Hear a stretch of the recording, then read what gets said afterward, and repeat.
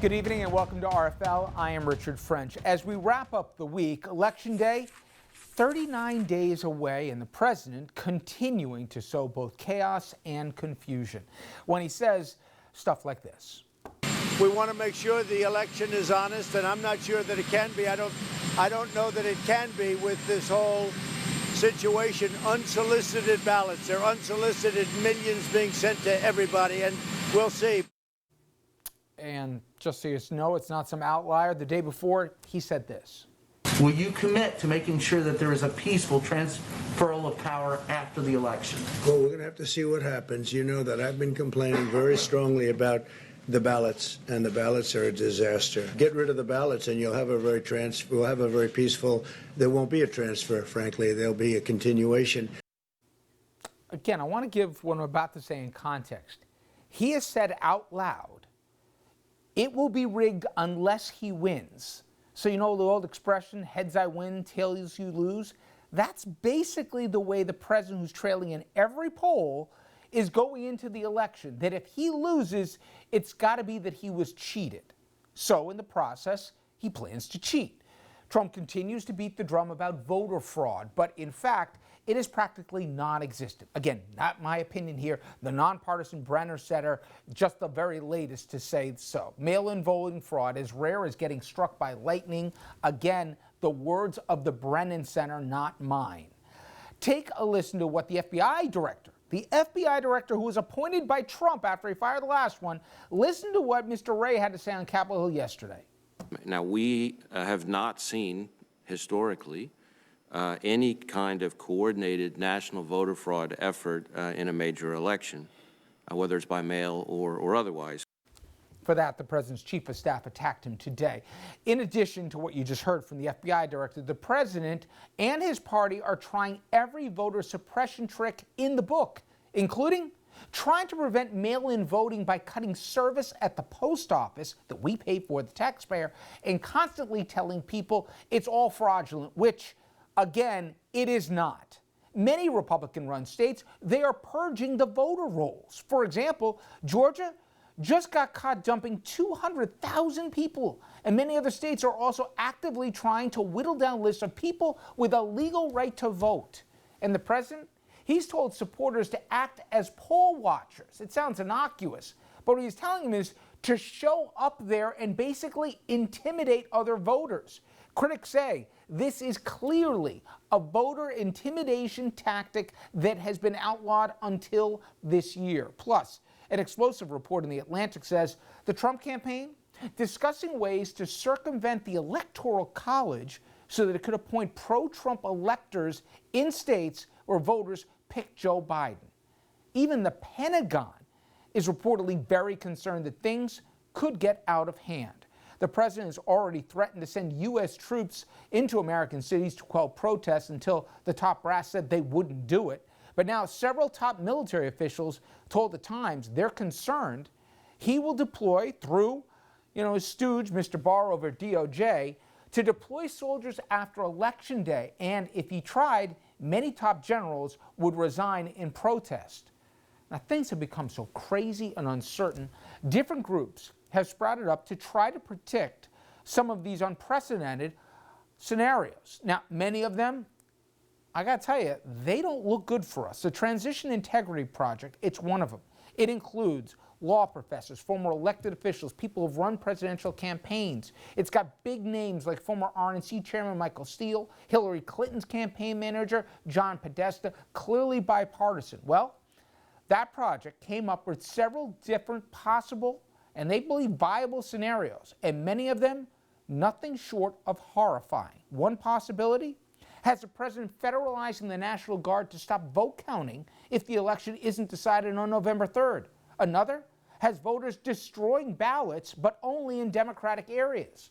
Still another has the Attorney General William Barr ordering the vote counting to be stopped and mail-in ballots to be seized. I can go on, but I think I probably depressed you enough. My first guest, he's part of the Transition Integrity Project, Trey Grayson. He's also the former Secretary of State for Kentucky. Trey, I laid out who made up this project, got a lot of real people from both sides of the aisle. and I'm going to get into some of the takeaways from it. I want to pre-warn the audience. It gets a little scary here. My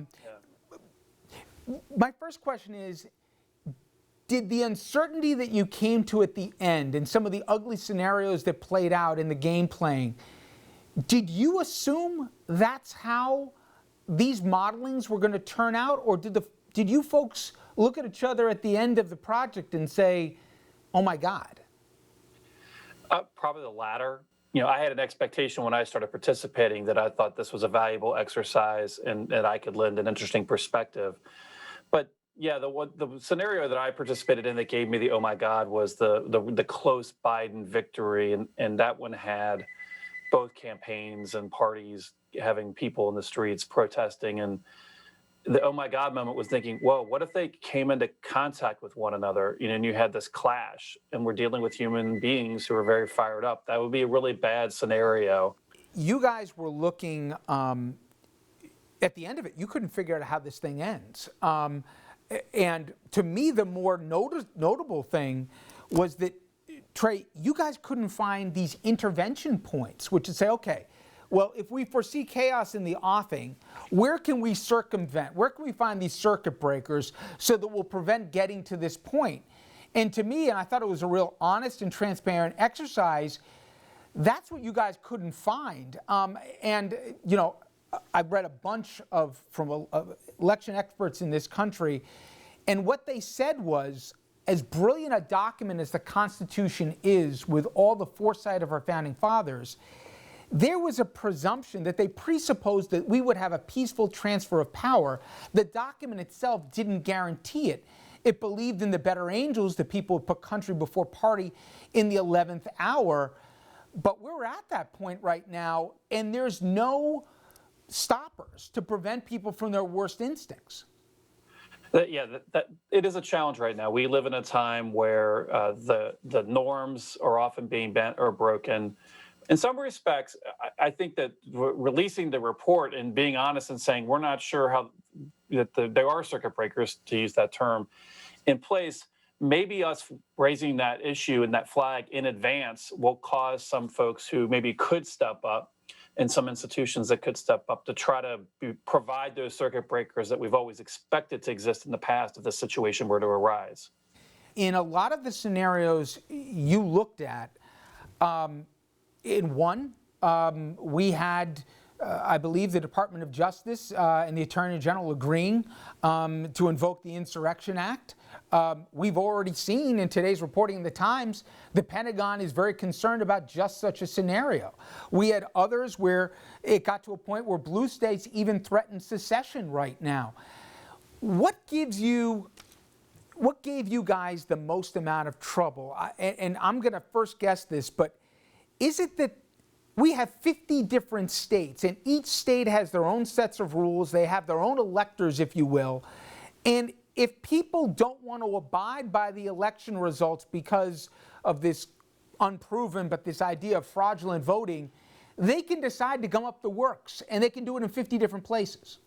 The decentralization of elections works to advantages in some settings and some disadvantages in other settings. And this is one where you're right, we don't have strong, consistent policies, or at least even the how you follow those policies in state after state. So that could be an issue.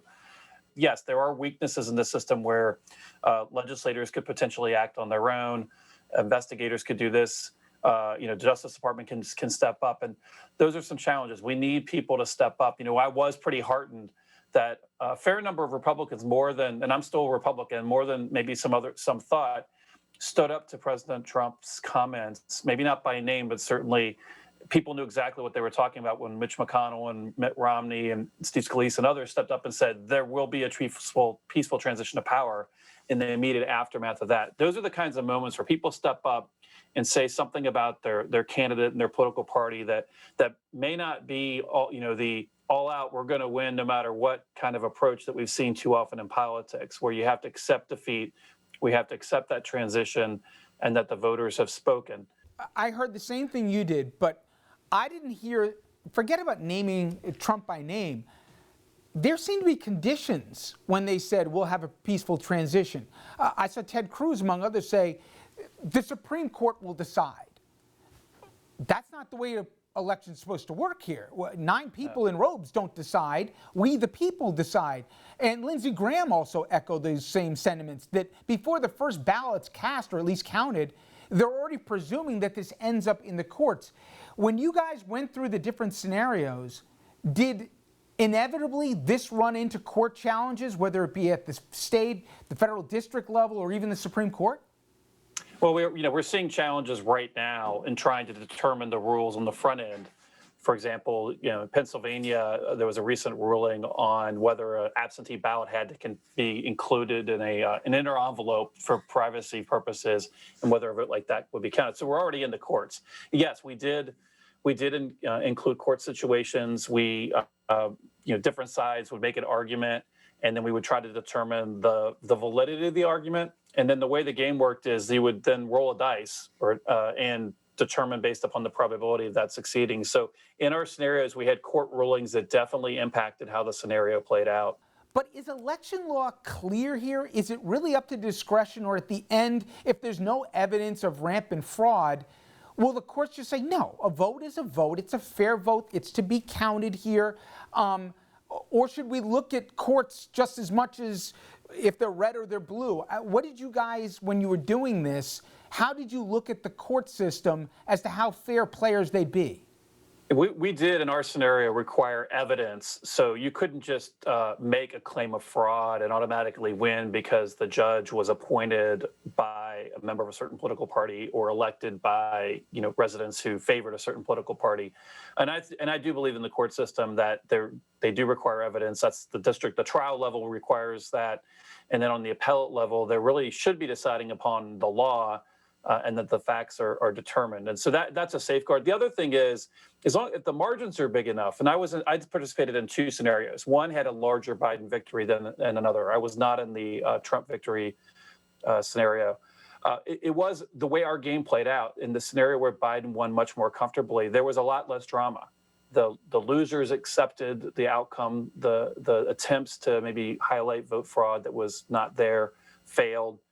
And we had a peaceful transition. I know that one of the things that there seemed to be some universal consensus on is, yes, we're in a pandemic, but if people can vote early and they need to prepare, they need to do it as soon as possible, whether it be mail-in or to vote in person, preferably. You guys came along with. The other thing is, for guys like me, the media needs to prepare the public that this could be messy and that we may not know on November 3rd what the results are. My question is, and I saw this was an interesting piece that was done, the Fox News decision desk, isn't it really important, more so than what the CNNs of the rest of the world do, that bully pulpit tells the American public, listen, it's okay if we don't know tonight because all of our votes are supposed to count.